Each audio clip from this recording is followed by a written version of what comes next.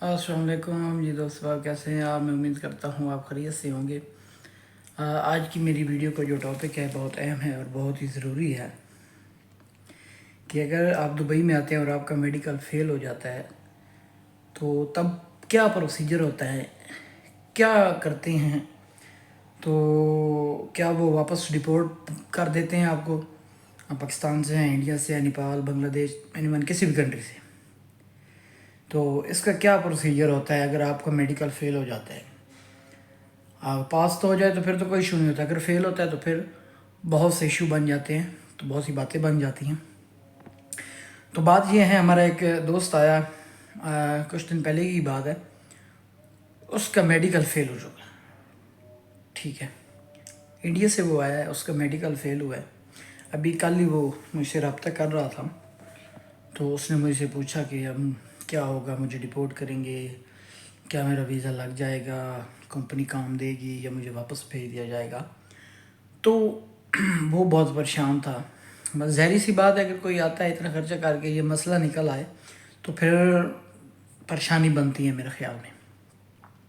तो बात ये है, अगर आप पाकिस्तान से, बांग्लादेश से, नेपाल से, किसी भी कंट्री से आप अपना टेस्ट करवाते हैं तो वो यहाँ नहीं चलेगा मेरे भाई।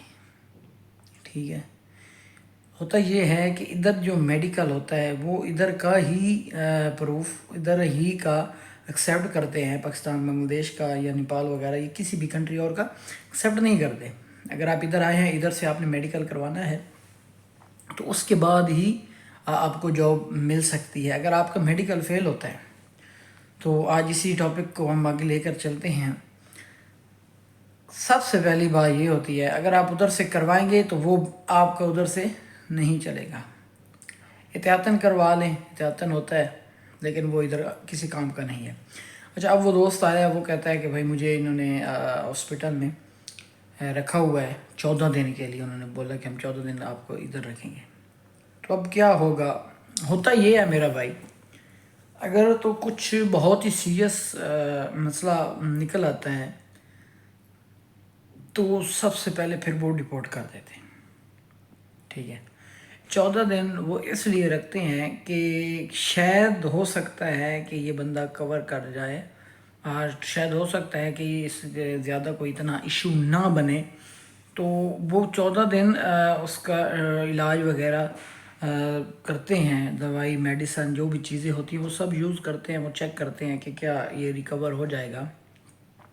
अगर तो बंदा रिकवर कर जाता है, अगर रिकवर हो जाता है, अल्लाह पाक करे हो जाए, ठीक है, अगर हो जाता है तो फिर तो वो भाई 14 दिन बाद आपको कुछ नहीं पूछेंगे, वो एक्सेप्ट करेंगे और उसके बाद आपका वीज़े का प्रोसीजर, कंपनी वीज़ा देगी, सारा निज़ाम जो होता है फिर वो। तो अगर वो 14 दिन के बाद भी आपका फिर से वही मसला निकल आता है तो नहायत ही अफसोस के साथ मेरा भाई वो आपको वापस भेज देंगे, डिपोर्ट कर देंगे, फिर वो आपको इधर नहीं रुकने देंगे। ठीक है, अगर तो आपको कोई मसला है, आपको पता है पीछे से कि मैं मुझे ये मसला है, चले मैं चलता हूँ, अल्लाह करे हो जाए, तो ऐसा कुछ नहीं है मेरे भाई, इधर ऐसा कुछ नहीं होगा। अगर आपको कोई मसला है, ठीक है, तो फिर आने की ज़रूरत ही नहीं है मेरे भाई, इधर से ही आपको वो वापस भेज देंगे। अगर कुछ छोटा मोटा होता है रिकवर होने वाला तो वो होता है, वो 14 दिन इसलिए रखते हैं कि शायद रिकवर हो जाए। अगर नहीं होता मेरे भाई तो फिर वो डिपोर्ट कर देते हैं। ठीक है, तो ये थी आज की मेरी वीडियो, जो कि बहुत ही अहम थी। दोस्त ने मुझे बोला कि यार बना दे ताकि दूसरे लोगों को भी पता चल जाए। तो उम्मीद करता हूँ आपको मेरी बात समझ में आ गई होगी। इंशाल्लाह मिलते हैं नेक्स्ट व्लॉग में। मुझे दीजिए इजाज़त। अल्लाह हाफ़िज़।